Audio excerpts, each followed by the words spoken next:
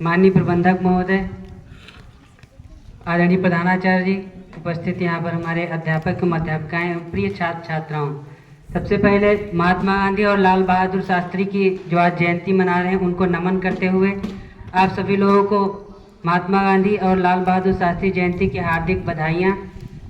आप सभी लोग लाल बहादुर शास्त्री और महात्मा गांधी से परिचित होंगे। 2 अक्टूबर का दोनों लोगों का ही जन्म दिवस मनाया जाता है, लेकिन उनका जो ईयर है अलग अलग है। महात्मा गांधी का जन्म 2 अक्टूबर 1869 को हुआ था पोरबंदर गुजरात में, और जो लाल बहादुर शास्त्री है इनका जन्म 2 अक्टूबर 1904 ईस्वी को हुआ था। मुगल सराय वाराणसी में पड़ता है, वहाँ पे इनका जन्म हुआ था। दोनों लोग ही बहुत संघर्षशील रहे हैं और अपने देश के लिए दोनों लोगों ने बहुत ही अच्छा कार्य किया है।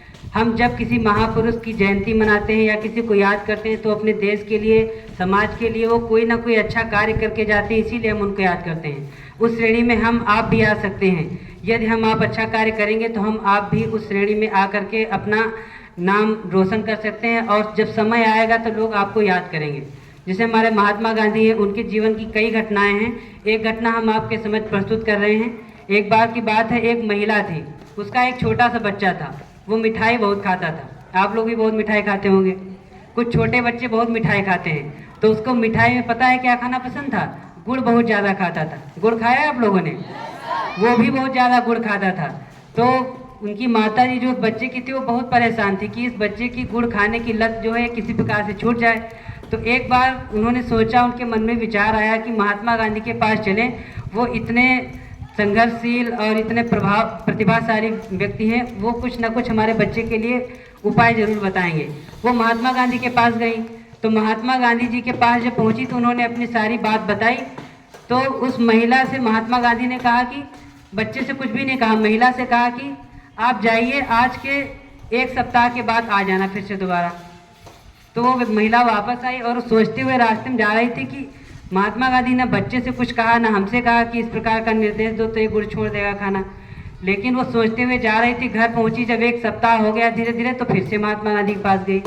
महात्मा गांधी के पास जब पहुंची तो उसने कुछ नहीं कहा। महात्मा गांधी ने उस बच्चे से कहा, बेटा तुमने मिठाई खाने की जो आदत तुम्हारी थी उसने छोड़ दिया?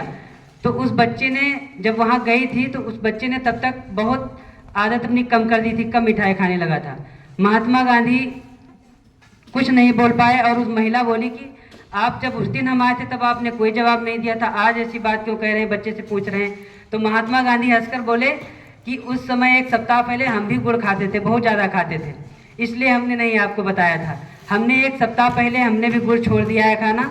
जो कार्य हम दूसरों को बताते हैं पहले हम स्वयं करते हैं, उसके बाद दूसरों को बताते हैं। इस प्रकार से महात्मा गांधी के कई सारी घटनाएं हैं। एक घटना लाल बहादुर शास्त्री के जीवन की आप लोग बताने के बाद में दूसरे सर जी आएंगे, आप लोगों को कुछ बताएंगे। लाल बहादुर शास्त्री जी भी अपनी जीवन में बहुत संघर्ष किए हैं। गरीब परिवार से थे, लेकिन जैसे आप लोग पढ़ने आते हैं वैसे वो भी पढ़ने जाते थे। उस समय पाठशालाएं होती थी, विद्यालय होते थे, लेकिन बहुत दूर दूर हुआ करते थे। उनके घर से बहुत दूरी पे विद्यालय था। और अब आजकल नदियों पे पुल बन गए हैं, उस समय पुल नहीं बने होते थे।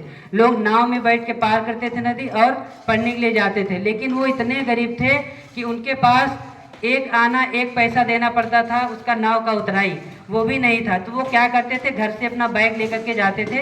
बैग भी नहीं था, कापी किताबें हाथ में पकड़ के जाते थे। और जब नदी के किनारे पहुंचते थे तो नदी तैर करके उस पार जाते थे पढ़ने के लिए। और तैर करके किस प्रकार जाते थे, अपनी कापी किताबें जो शर्ट पहने होते थे उसी शर्ट में पोटली बना के अपने सर पे बांध लेते थे। जैसे कभी तुम लोगों ने देखा होगा टोपी लोग पहनते हैं, उसके ऊपर से रुमाल बांध देते हैं, इसे देखा कि नहीं देखा है? तो वैसे ऊपर बांध लेते थे, उसके बाद तैर करके कापी किताबें हमारी बची रहें। इसके लिए उनके जो टीचर्स थे, कई बार वो लेट पहुंचते थे तो उनको दंड भी मिलता था। लेकिन जो टीचर को जानकारी हुई तो वो बहुत शर्मिंदा हुए कि इतना बच्चा मेहनती है, प्रयत्नशील है, परिश्रमी है और ये पढ़ाई कर रहा है। तो उसके जो अपने देश के लाल बहादुर शास्त्री हुए हैं, उन्होंने बहुत अच्छे कार्य किए, प्रभाव उनका अच्छा रहा। लेकिन वो इतना संघर्षशील थे कि वो देश के प्रधानमंत्री बन गए, एक बार गृह मंत्री रहे और रेल मंत्री भी रहे।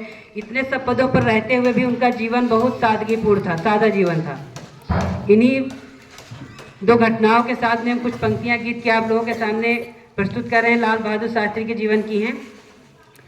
जब उनकी मृत्यु हो गई थी, ताशकंद का समझौता हो रहा था, उस समय ताशकंद में उनकी मृत्यु हो गई थी।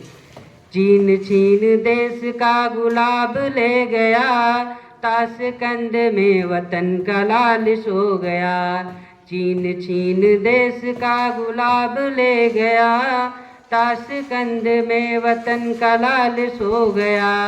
हम सुलह की शक्ल को संभालते रहे, जीतने के बाद बाजी हारते रहे।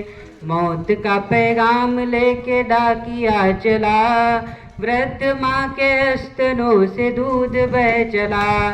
बूढ़ा पिता पाँव थाम पूछने लगा, बाँच के सुना दे मेरा लाल है कहाँ। मिट गए सिंदूर मौन चूड़ियाँ हुई, मिट गए सिंदूर मौन चूड़ियाँ हुई। जो चले गए सो लौट कर नहीं मिले, चीन छीन देश का गुलाब ले गया। ताशकंद में वतन का लाल सो गया। जय हिंद जय भारत।